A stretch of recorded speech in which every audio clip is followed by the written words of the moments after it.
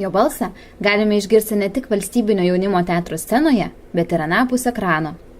1 valandą juo prabyla nusikaltėlius gaudantis Kobra 11 policininkai. Kita – mažuosius linksminantis animaciniai personažai. Su aktoriumi Sergejumi Ivanovu kalbamės apie vieną mėgstamiausių jo veiklų – kino filmų, serialų įgarsinimą ir dubliavimą. Kuo filmų įgarsintojo darbas panašus į aktoriaus profesiją? Yra įgarsinimas ir yra dubliažas. Tai dubliažas yra artimesnis aktoriaus profesijai, nes tu ten jau kuri personažą. Tu ten vaidini balsu, jausmais, visokiais garsais, tu viską išjauti, išvaidini į mikrofoną. O garsinimas, kai girdisi, tarkim, originalas, ten jau yra kitaip. Reikia atrasti aukso viduriuką. Tu jau turi nutolti ir nuo savo profesijos, jau nebevaidint. Bet ir nepamiršti iš esmės to subtiliai, kad tavo balsas nebūtų pagrindinis. Žmogus tik tai turi girdėti vertimą iš esmės. O visą vaidybą ir visus kitus dalykus jisai turi girdėti originalo kalbą. Kokio žanro filmus tenka garsinti, dubliuoti? Dubliuoti daugiausia tenka animacija, o garsintai ir dokumentika, irgi animaciją garsint. O kokius personažus esate dubliavęs? Ryškiausias, kuris man labiausiai patiko, tai iš šito Frozen filmuko Besmegenis.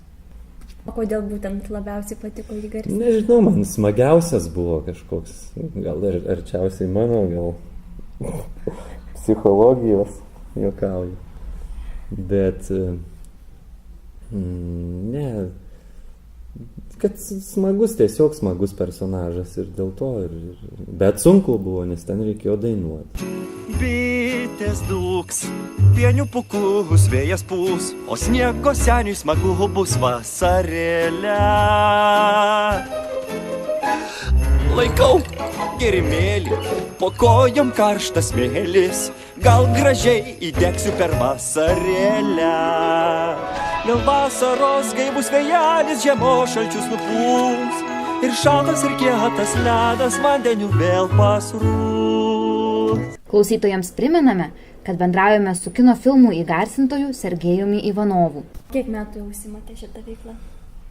Nuo kokių 2000, nepamenu dabar tiksliai, bet ar tai nuo 6 ar nuo 7, gal nuo 6 metų.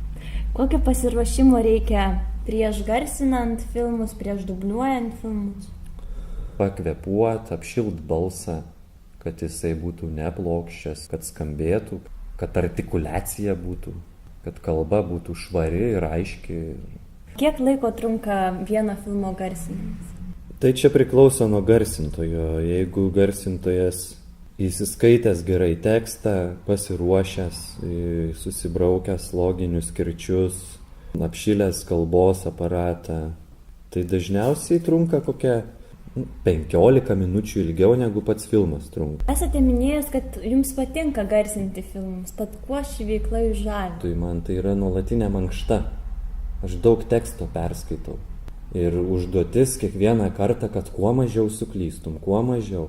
Ir visą laiką mokaisi. Aš, pavyzdžiui, pasiklausau ten Andriaus Kavaliausko arba Marijaus arba Žiedo arba Giedriaus Arbačiausko. Vat iš jų yra kur mokytis. Jie labai profesionaliai ir labai techniškai gerai garsina. Vat pasiekti jų lygį yra mano kažkoks, tai sakykime, slaptas tikslas.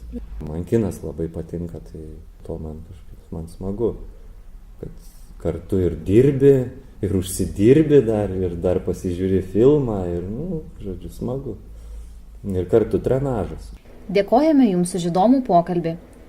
Su aktoriumi ir profesionalių filmų įgarsintoju Sergejumi Ivanovu bendravo Giedrė Zubrickytė ir Inesa Rinkevičiūtė.